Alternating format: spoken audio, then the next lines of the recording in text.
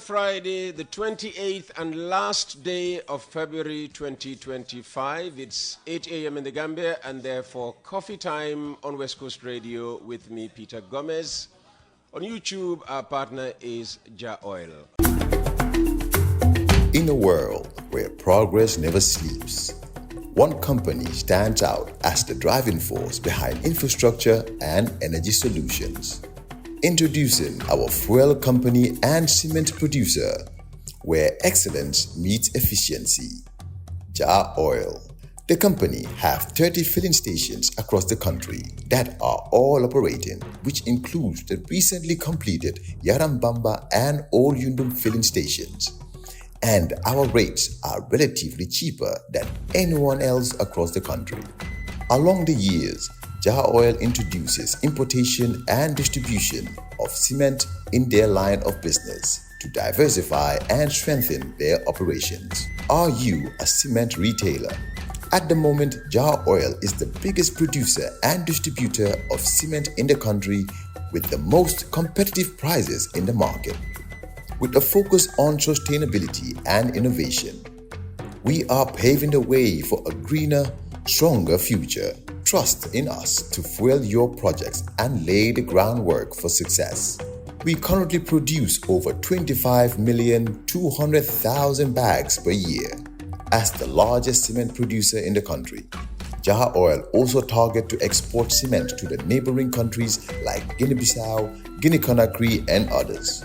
Join us on our journey to shape a world where every drop of fuel and every bag of cement makes a difference. Together, we can build a brighter tomorrow. The adverts are the reason for having coffee time every morning on air, on FM, and also on YouTube. So if you'd like the program to keep going, advertise with us. Talk to Jibril Jassi, 787-0107. We'll never get tired of giving those numbers. 699-0107 and 924-24-24. It's almost 20 minutes to 9 o'clock. Let's meet our guest this morning. And we're going to be talking about migration. And as I said, going into the break, returning home is often perceived as an easy process, but after months of potentially distressing experiences, going back can be as much of a struggle as the attempt to reach Europe. Ibrahim Abba, like most young Gambians who find themselves in Europe right now, tried to enter Europe via the Backway. And he's here to tell us about his story because he's since returned to the country and started a new life again. Ibrahim, welcome to Coffee Time with Peter Gomez. Thank you, Uncle Peter. Good morning and good morning to the listeners. It's a pleasure to be here. Very good. What's your story? When did you take the back way and what happened? Well, in 2018, I left the country in a hope to search for a better life, hoping that Europe was the only way to succeed. I didn't know the dangers involved in the journey. So I went to Mali. After reaching to Mali, along with one of my friends, before going, I communicated with one of my friends who is in Algeria. Then I asked him, I want to go also, because you are there, you are sending me pictures, you are telling me you are working, so it motivates me. So I took the journey. So when I reached Mali, before that I asked him, how is the journey? He said, when you reach Mali, you just go to Gao and you'll see that vehicles will be there. They will be saying, Algeria, Algeria. So I was thinking to myself that is the way that the bus is here. When you go to a garage, you want to go to Basse.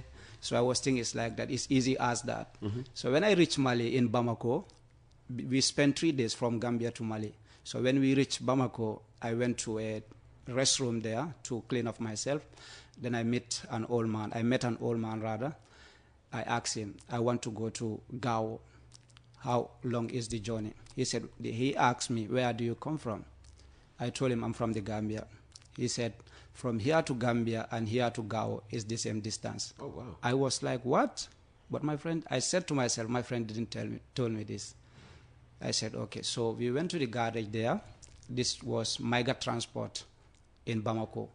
So I asked him, we told there's an agent called Bara. He's a Senegalese by nationality. So we asked him, we want to go to Algeria. He said, okay, now this is what you're going to pay. Then I will take you to Algeria. And how much were you asked to pay? He asked for 90,000 CFA. Wow. Yes. So, but he was playing alone because he said, you see these buses that brought you from the Gambia to here, these are the buses that will take you to Algeria. So I feel comfort. He said, you're just going to sit and belt, sit comfortable, you go to Algeria. I said, okay. So we paid him the money. We negotiated because I wasn't having that enough money with me. So because I left with just $10,000 is here. So we negotiated, I paid 75,000 CFA. Then in the evening, he took us to the garage going to Algeria. But before Algeria, you have to go to a place called Sevari. But our destination there was Gao. Yes, so he took us to the garage, but he didn't tell us that we are going to Sevari. We were thinking that we are going straight to Gao. So we drove in like a night and a day and a half day. So we reached Sevari. That is part of northern Mali. So when we reached there, we reached the garage where we were supposed to drop. But we never knew that's the place we are dropping. The boss came. Meaning that's the place you were going to be abandoned at? No, to drop, took another vehicle to go to Gao. Okay. Yes. So when we reached there, the driver took off the passengers, then he returned to somewhere. So when we went there, he parked his vehicle. Then I asked him, are we not going to Gao? He said, no, this is where we are stopping. Oh. I said, but this guy, Bara, didn't tell us that this is where we are stopping. We pay him for Gao. But why is he dropping us here? Mm-hmm.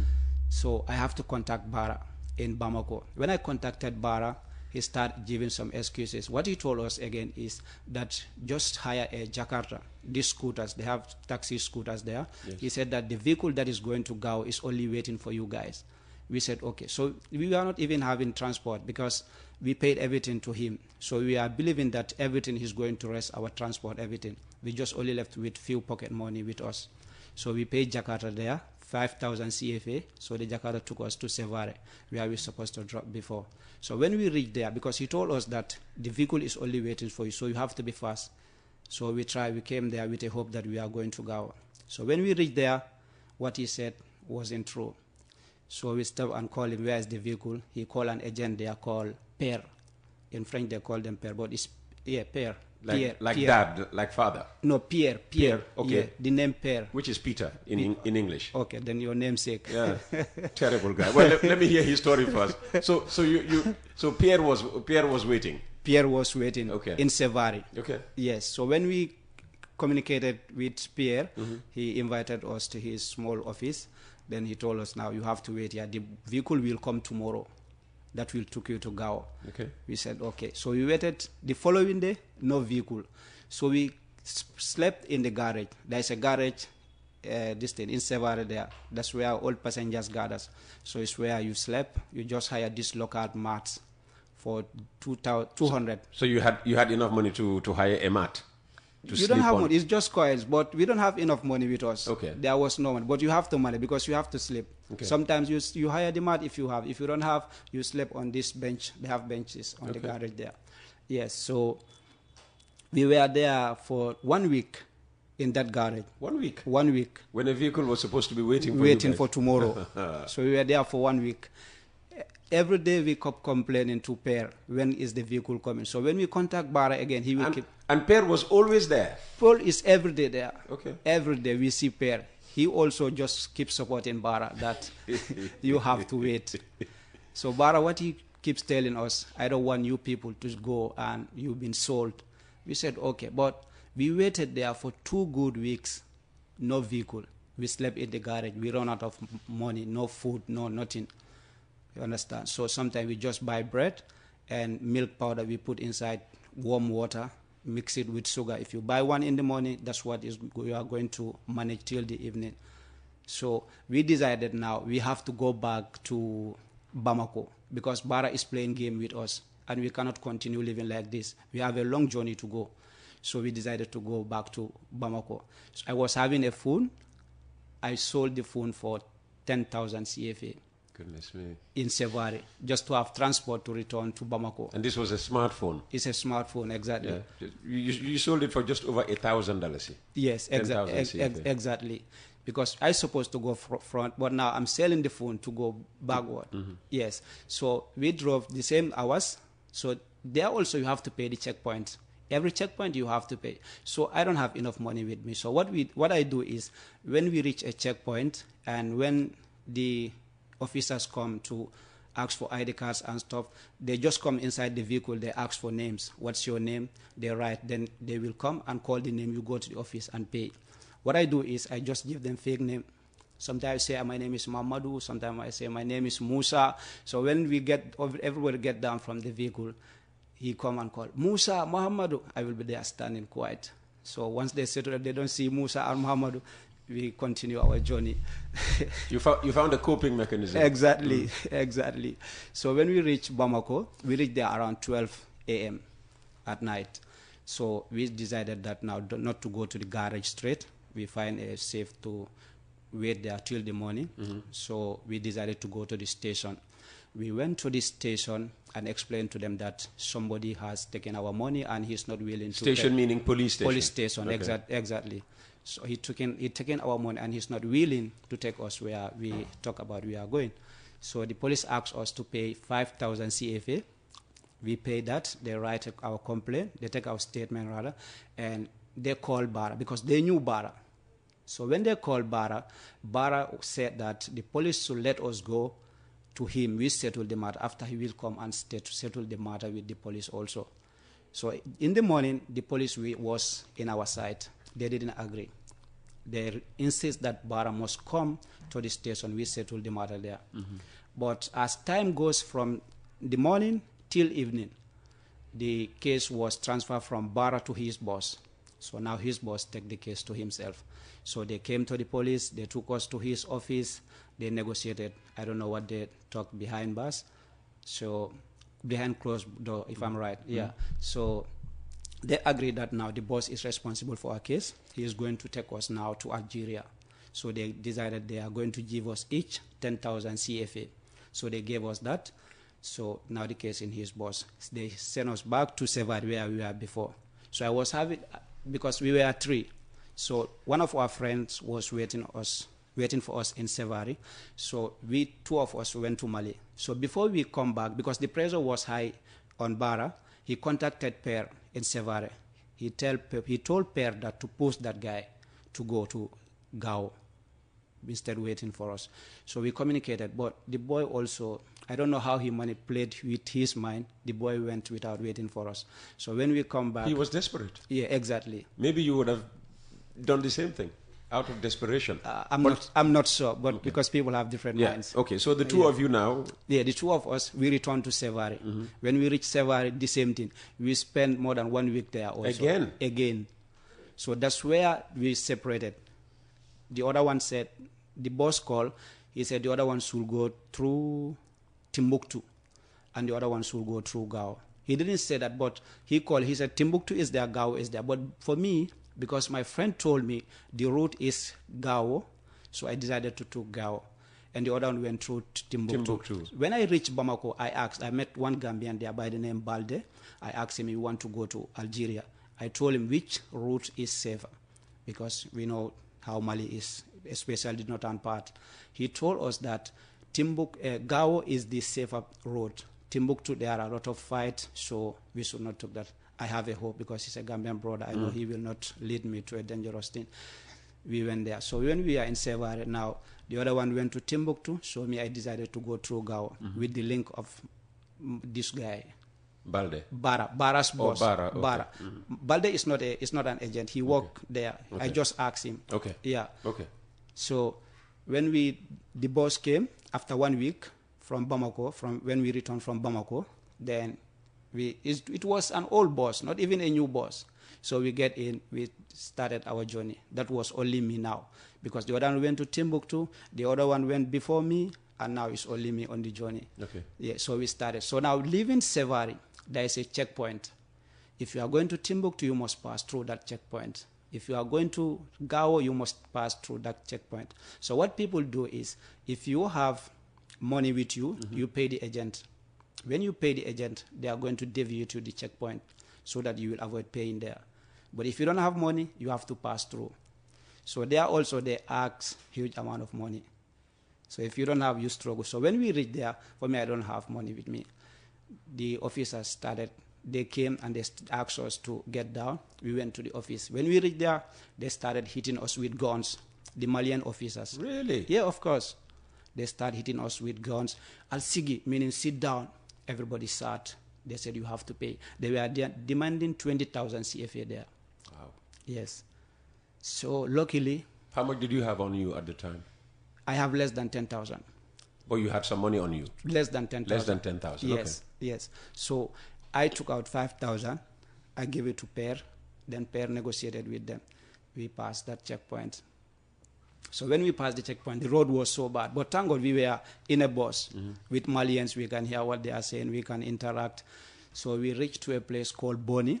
That's where we had to stop and have some breakfast and stuff. I wasn't having money with me. So along the way, the agent we are going to in Gao, he sent his boy.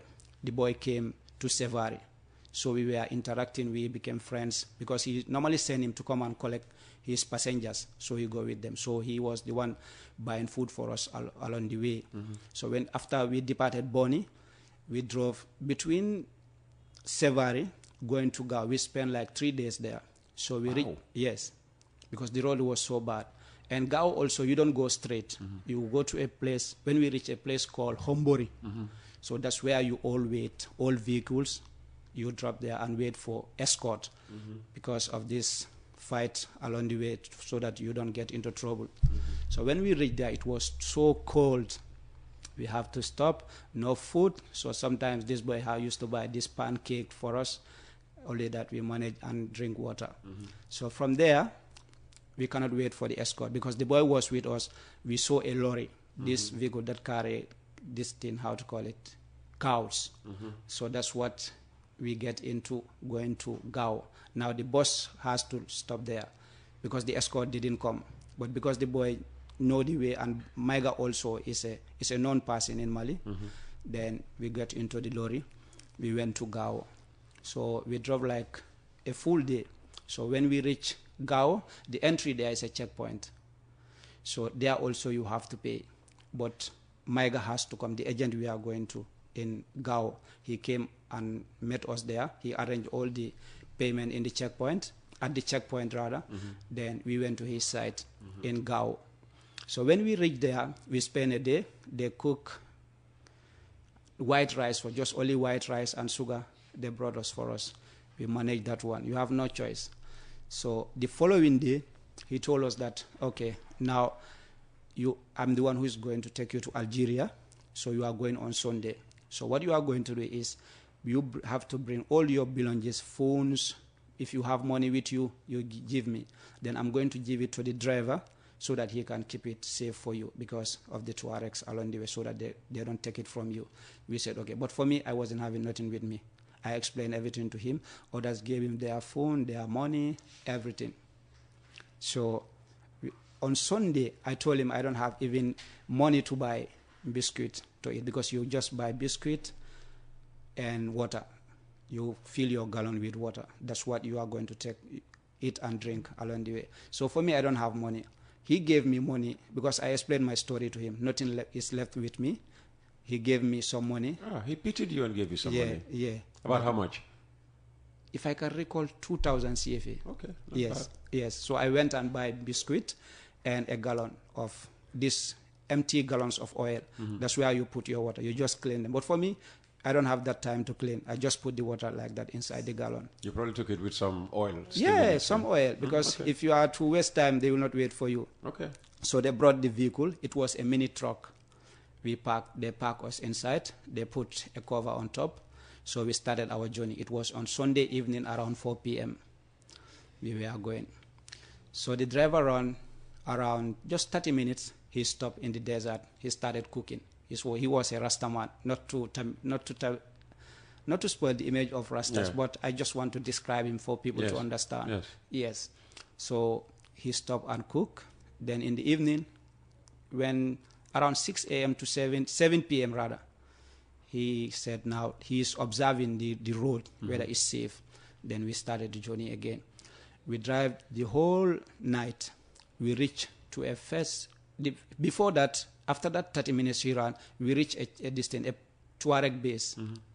They asked us to pay money. So the driver settled that checkpoint because we believe he was having money. Okay. Yaya Maiga has settled everything. Okay. So he settled that post. Micah was a good man, huh? No. No? Yeah, I have to conclude that straight. He wasn't. Okay. All Yeah, right. he wasn't. So he settled. Well, when I hear he gave you money and... he gave me money, but... He gave money to settle at the borders. That means he's crediting me. He gave me It's a loan he was it's giving a loan. you, We will reach, unbeknownst to you. We Okay. will reach to that. All right, let's In a world where progress never sleeps, one company stands out as the driving force behind infrastructure and energy solutions. Introducing our fuel company and cement producer, where excellence meets efficiency. Jar Oil. The company have 30 filling stations across the country that are all operating, which includes the recently completed Yarambamba and Old Yundum filling stations. And our rates are relatively cheaper than anyone else across the country. Along the years, Jar Oil introduces importation and distribution of cement in their line of business to diversify and strengthen their operations. Are you a cement retailer? At the moment, Jar Oil is the biggest producer and distributor of cement in the country with the most competitive prices in the market. With a focus on sustainability and innovation, we are paving the way for a greener, stronger future. Trust in us to fuel your projects and lay the groundwork for success. We currently produce over 25,200,000 bags per year. As the largest cement producer in the country, Jar Oil also targets to export cement to the neighboring countries like Guinea-Bissau, Guinea-Conakry, and others. Join us on our journey to shape a world where every drop of fuel and every bag of cement makes a difference. Together, we can build a brighter tomorrow. Let's move on here.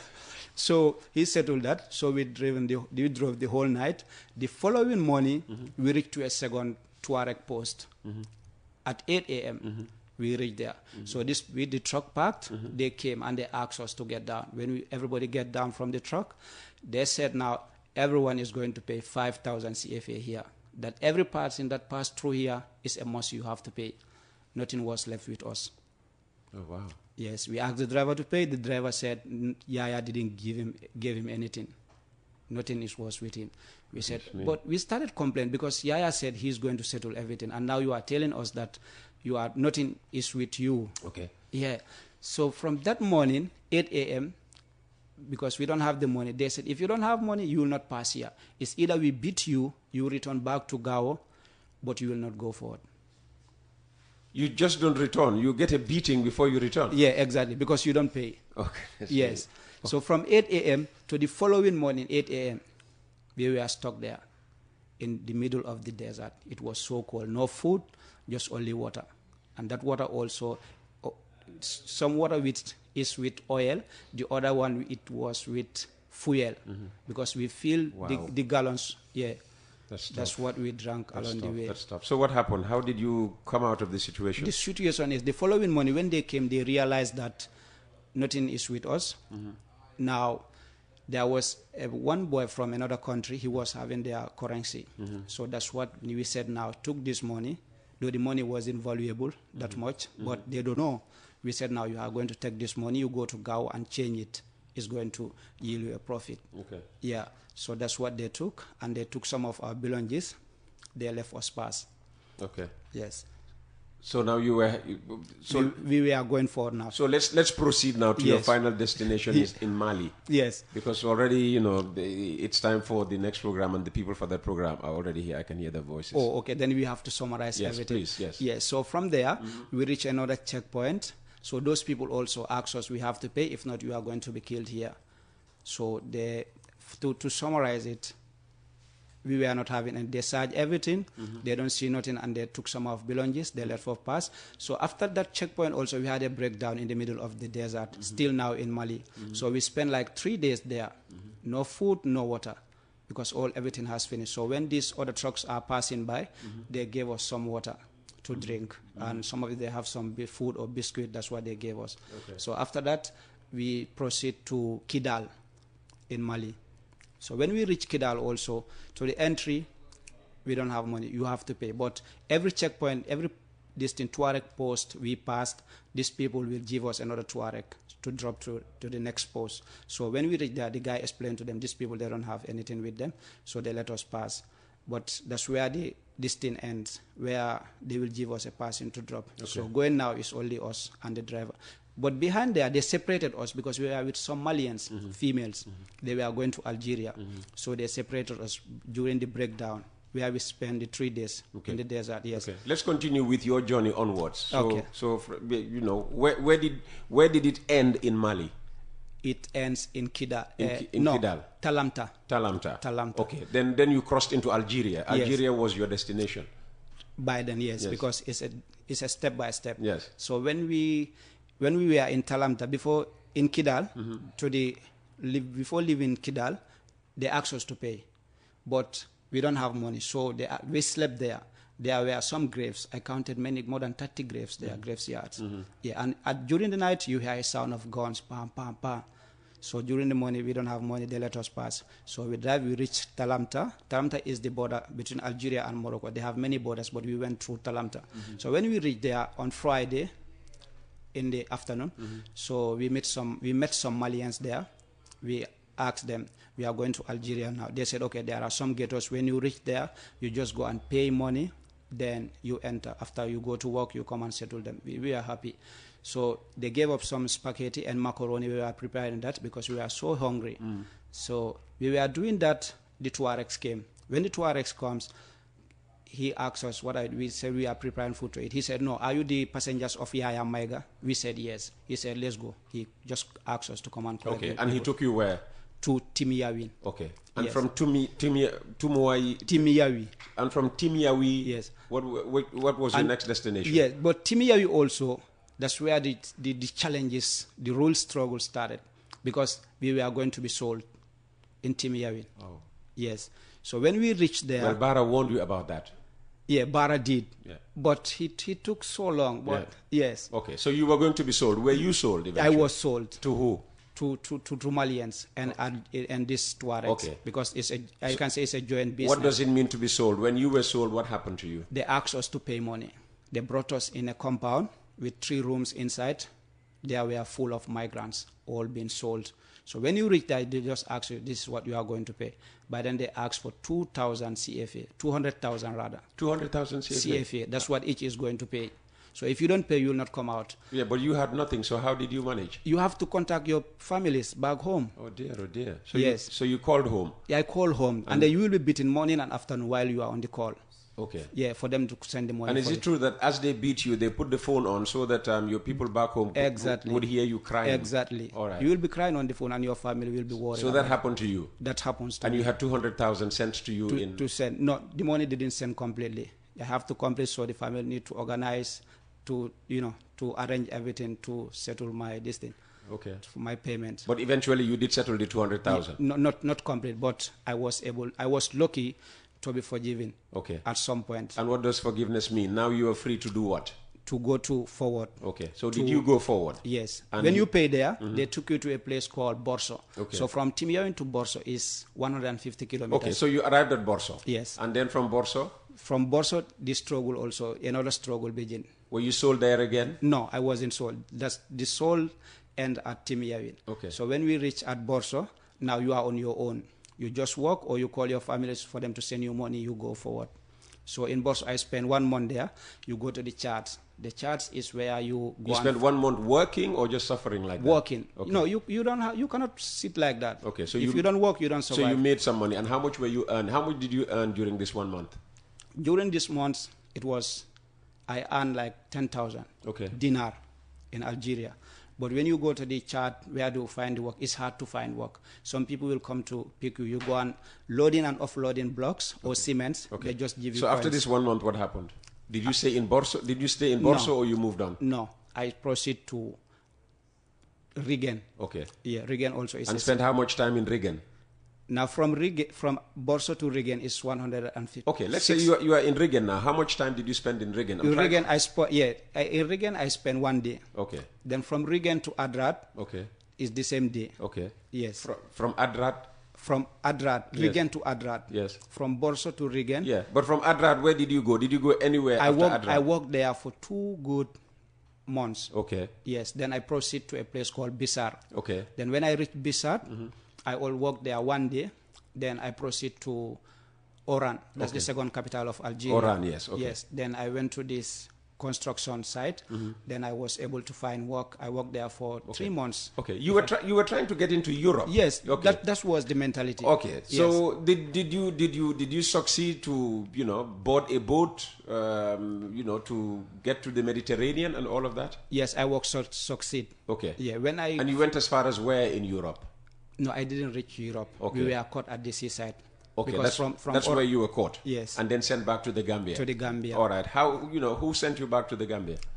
The one who sent us to the Gambia, they didn't send us direct because when the Moroccans caught us at seaside, they took us to Algeria again. Okay. So from Algeria, the Algerians also took us to Niger. Okay. Then from there, that's where we were being on the hand of IOM. IOM. Okay, so IOM brought you back to the Gambia. Back to the All right. Gambia. And when you came back to the Gambia, how were you received? First by your family. Were you accepted back by your family? Yes, I was accepted by my family. When I reached home, I narrated my story to them. Then after 3 days, I went to the fishing site in Tangier. Okay. Yes, so I spent 2 weeks there, but my dad wasn't happy with the decision for security and safety reason. Then he called me. I went to a bakery to work when I quit the fishing.